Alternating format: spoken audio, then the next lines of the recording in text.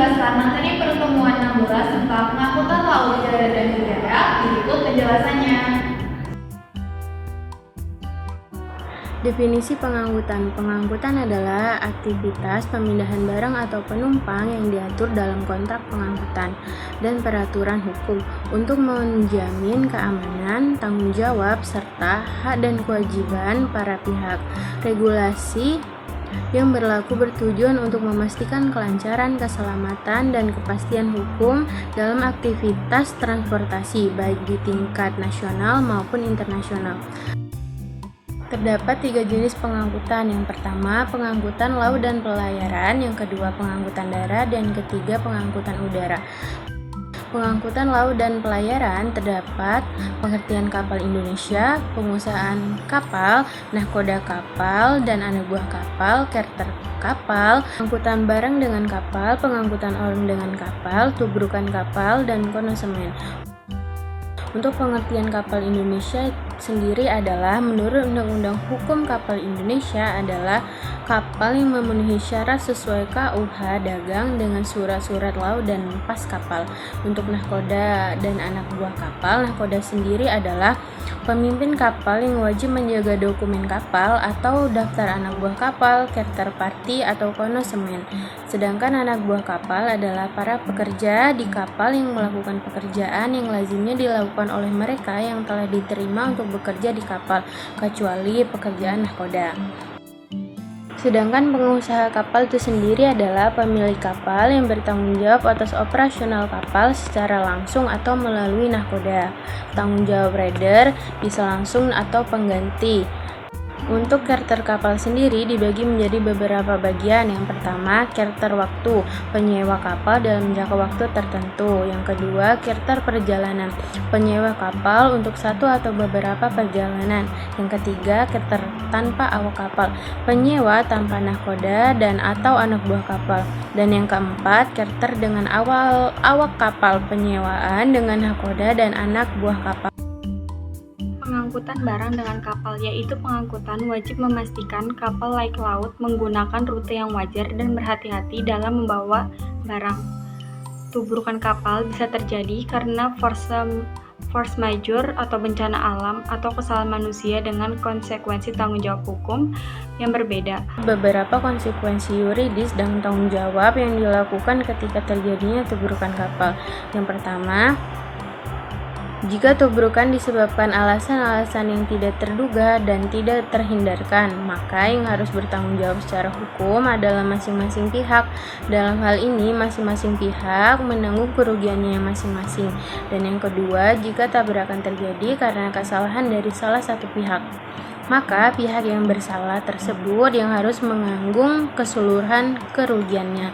Dan yang ketiga, jika keduanya bersalah, maka kerugian ditanggung oleh kedua belah pihak sesuai dengan tingkat kesalahannya. Dan yang keempat, jika penimbangan tingkat kesalahan tersebut tidak dapat ditetapkan, maka masing-masing pihak menanggung kerugian sama besarnya. Pengangkutan orang dengan kapal terdapat 2 macam. Yang pertama, pengangkutan orang atas kontrak dengan pihak kerja sebagai pengirim. Ini berarti ada kontrak antara perusahaan transportasi dan pihak lain, misalnya agen perjalanan, yang mengatur pengangkutan orang. Pihak ketiga ini yang mengatur pengiriman orang ke perusahaan transportasi. Yang kedua, pengangkutan setiap orang tanpa terlibat pihak ketiga. Ini berarti orang yang diangkut langsung berhubungan dengan perusahaan transportasi tanpa ada pihak ketiga yang mengatur atau menjadi perantara. Konosemen merupakan surat berharga sebagai bukti pengiriman barang yang memiliki fungsi sebagai tanda terima perjanjian pengangkutan dan jaminan barang. Terdiri dari konosemen atas pembawa, nama, dan tunjuk atau pengganti. Pengangkutan darat dibagi menjadi 3, yaitu 1. Pengangkatan darat lewat jalan darat menggunakan kendaraan seperti truk dan mobil diatur dalam perundang-undangan perhubungan darat. Kedua, pengangkutan sungai dan perairan darat menggunakan kapal kecil atau perahu di sungai atau danau diatur dalam KUH dagang. Ketiga, pengangkatan kereta api diatur dalam peraturan perkeretaapian dengan dasar asas kebebasan berkontrak. Lalu, selanjutnya ada pengangkutan udara. Pengangkutan udara dibagi menjadi dua, yaitu satu, pengangkutan udara menggunakan pesawat terbang atau helikopter diatur dalam Perundang-undangan Perhubungan Udara. Kedua, pengangkutan multimoda, gabungan berbagai alat angkut dalam satu perjalanan, misalnya kereta api, kapal, truk, dan perahu, diatur dalam berbagai perundang-undangan sesuai jenis angkutan yang digunakan. Soal dan jawaban pertemuan 16. Soal yang pertama yaitu, apa yang dimaksud dengan pengangkutan laut dan pelayaran? Coba saudara jelaskan. Jawabannya adalah, pengangkutan laut adalah kegiatan jasa transportasi yang menggunakan kapal laut untuk memindahkan barang, penumpang, atau hewan dari satu ke tempat yang lain melalui perairan. Pengangkutan ini diatur oleh hukum yang mengatur hak, kewajiban, serta tanggung jawab para pihak yang terlibat. Sedangkan pelayaran adalah seluruh kegiatan yang berkaitan dengan penggunaan kapal untuk angkutan laut, termasuk pelayaran niaga, pelayaran rakyat, dan pelayaran negara. Kedua, apa yang dimaksud pengangkutan darat lewat jalan darat? Tolong jelaskan. Jawabannya adalah, pengangkutan darat lewat jalan darat adalah pengangkutan dengan memakai alat angkut yang menggunakan kendaraan lewat jalan darat, yaitu dengan memakai alat angkut truk atau mobil. Ketentuan yang mengatur tentang pengangkutan darat lewat jalan darat ini adalah berbagai perundang-undangan yang berkenan dengan perhubungan darat dan asas kebebasan kontrak, yakni dengan membuat kontrak pengangkutan darat lewat jalan darat tersebut. Ketiga adalah, jelaskan secara lengkap mengenai charter kapal. Jawabannya adalah, charter kapal merupakan perjanjian sewa menyewa kapal yang memiliki peran penting dalam aktivitas bisnis maritim, terutama dalam perdagangan internasional. Perjanjian ini mengatur hubungan hukum antara pemilik kapal dan penyewa terkait penggunaan kapal untuk jangka waktu tertentu atau perjalanan tertentu. Jenis charter kapal yang beragam seperti time charter, voyage charter, atau bareboat charter memberikan fleksibilitas sesuai kebutuhan bisnis. Setiap jenis charter memiliki pembagian hak, kewajiban, serta risiko yang berbeda bagi para pihak. Kepastian hukum dalam charter kapal sangat bergantung pada kejelasan perjanjian dan regulasi yang digunakan, baik hukum nasional maupun internasional. Penyelesaian sengketa dalam charter kapal biasanya mengedepankan mekanisme negosiasi dan arbitrase untuk menjaga kelancaran aktivitas bisnis. Soal yang keempat adalah, menjelaskan tentang pengangkutan udara. Jawabannya adalah, pengangkutan udara adalah pengangkutan orang atau penumpang dengan memakai alat angkut berupa pesawat, terbang, dan helikopter.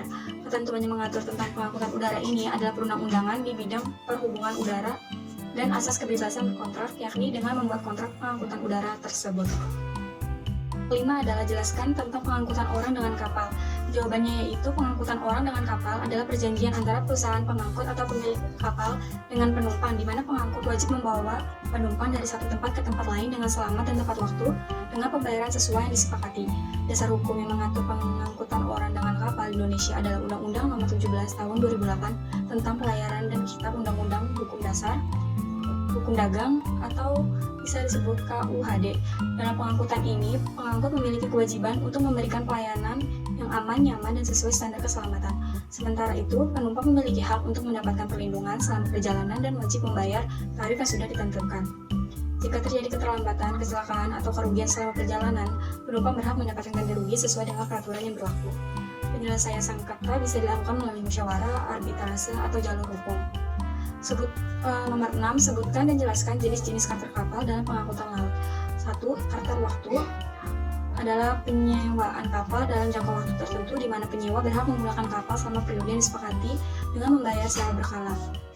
Kedua, charter perjalanan, penyewaan kapal untuk satu atau beberapa perjalanan tertentu dengan rute dan tujuan yang telah ditentukan sebelumnya. Yang ketujuh, soalnya adalah, apa fungsi dari konsumen dalam pengangkutan laut?